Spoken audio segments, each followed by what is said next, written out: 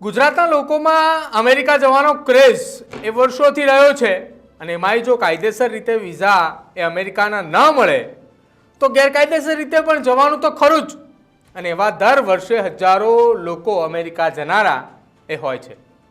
એમાં મોટાભાગના લોકો એ ડંકી રૂટથી જતા હોય છે, જેમાં મેક્સિકો બોર્ડર સહિત એજન્ટોએ નક્કી કરેલી અલગ અલગ બોર્ડર ક્રોસ કરવાની હોય છે। એજન્ટો 50 થી 80 લાખ રૂપિયા લઈને આ રીતે અમેરિકા મોકલતા હોય છે। તો હવે વગર કોઈ મંજૂરીએ ગેરકાયદેસર રીતે અમેરિકાની બોર્ડરમાં ઘણીવાર લોકો પકડાઈ જતા હોય છે અથવા તો સામે ચાલીને પકડાઈ જવાનું કામ કરતા હોય છે। તો કે હવે આપણને એમ થાય કે ત્યાં ગેરકાયદેસર જઈને સામે ચાલીને શું કામ અમેરિકાની પોલીસ જોડે પકડાઈ જાય અને અમેરિકાની જેલમાં જતા હશે?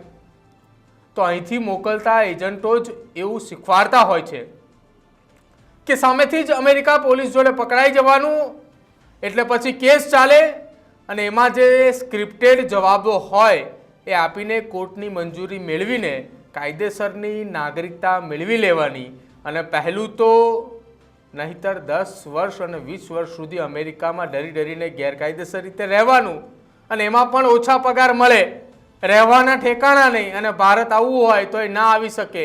એની સામે આમાં તો થોડો સમય જેલમાં રહે, કોર્ટમાં મેટર ચાલે અને આશ્રય માંગીને કાયદેસર બની જાય, એટલે પછી ટેન્શન જ નહીં।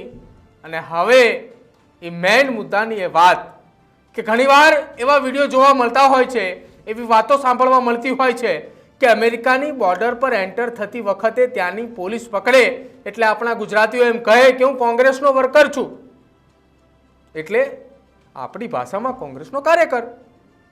આ સિવાય અમેરિકાની કોર્ટમાં પણ એવું બોલતા હોય છે કે હું કોંગ્રેસનો કાર્યકર છું। ગુજરાતી સિકાગા what you do in Congress, Congress leader એ પાર્ટીસ વર્કર્સ, એટલે કે આખી આ વાતની અંદર થાય એવું કે અમેરિકાની બોર્ડર પર ઘૂસણખોરી કરતા પકડાવું અને એ વ્યક્તિનું ભારતમાં કોંગ્રેસનું કાર્યકર હોવું, એ બે વાતોને શું લેવા દેવા હોય છે? અને આવું બોલવાથી અમેરિકાની પોલીસ અને સરકારે વ્યક્તિને તત્કાલ ઇન્ડિયા રિપોર્ટ કરવાનું કામ નહીં કરે અને અમેરિકન કોર્ટમાં કેસ ચાલ્યા પછી એમને યુએસની સિટીઝનશીપ મળી જવાની શક્યતાઓ એ ખૂબ મોટી છે।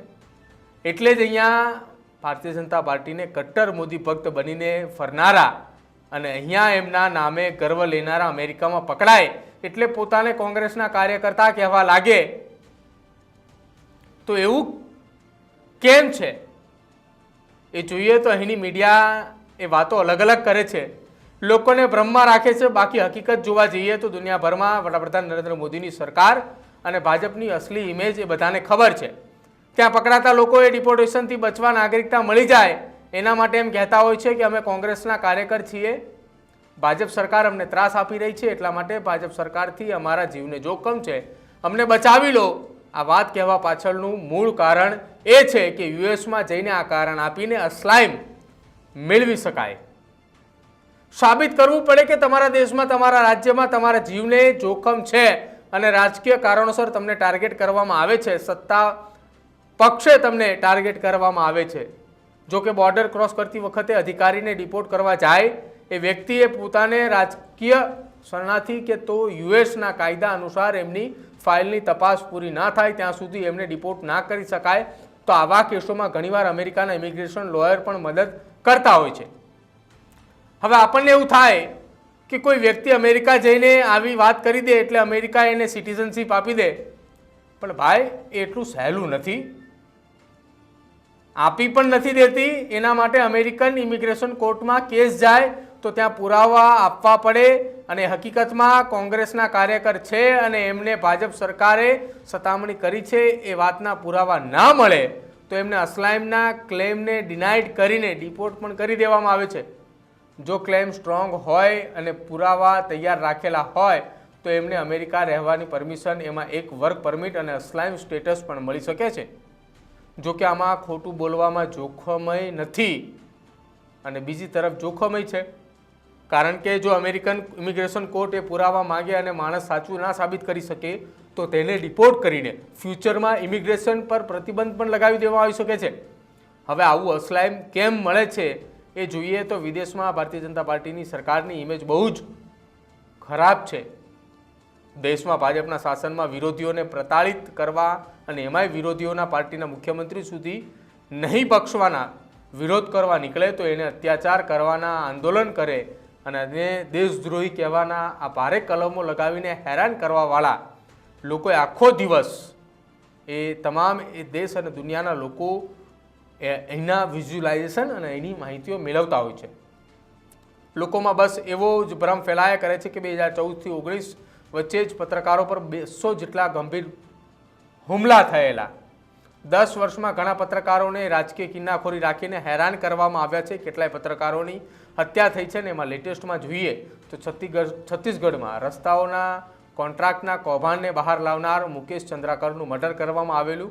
એટલે પ્રેસ ફ્રીડમ ઇન્ડેક્સમાં પણ દુનિયામાં વાત કરવામાં આવે તો ભારતનો નંબર 161મો છે. ભાજપની સરકારના ભ્રષ્ટાચાર કે કોઈ હકીકતના બહાર લાવે એવા પત્રકારોને હેરાન કરવાના, નોકરીથી કાઢી મૂકવાના, એમની પાછળ પડી જવાનું અને પર્સનલી ટોર્ચર કરવાના આવી કેટલીક ઘટનાઓ જોવા મળતી હોય છે.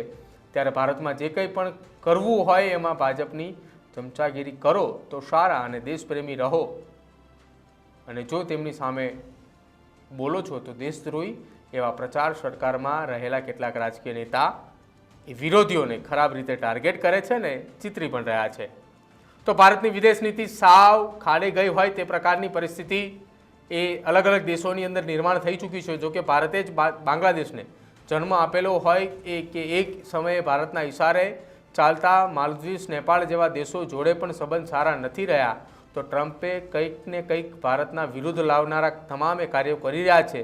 એમાં ને એમાં કોમવાદ અને રાષ્ટ્રવાદના નામે ચાલી રહેલી આ દુકાનોની અંદર તાનાશાહી પણ વધી રહી છે.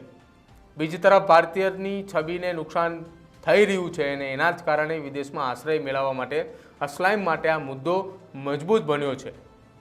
આ બધું જાણે જાત અનુભવ કરતા છતાં પણ એનઆરઆઈ દંભી જ રહ્યા છે અને સાથે અહીંયા વિકાસ, રોજગાર, એજ્યુકેશન અને સારા જીવનને અભાવે ભ્રષ્ટાચારના લીધે એ અમેરિકા જાય છે ને ત્યાંની બોર્ડર પર પકડાતાની સાથે એક જ ગુણ ગાય છે કે અમે કોંગ્રેસના કાર્યકર્તા છીએ, અમે રાજકીય નેતા છીએ, અમારા જીવને જોખમ છે, એટલા માટે તમે અમને અહીંયા અસ્લામ આપો.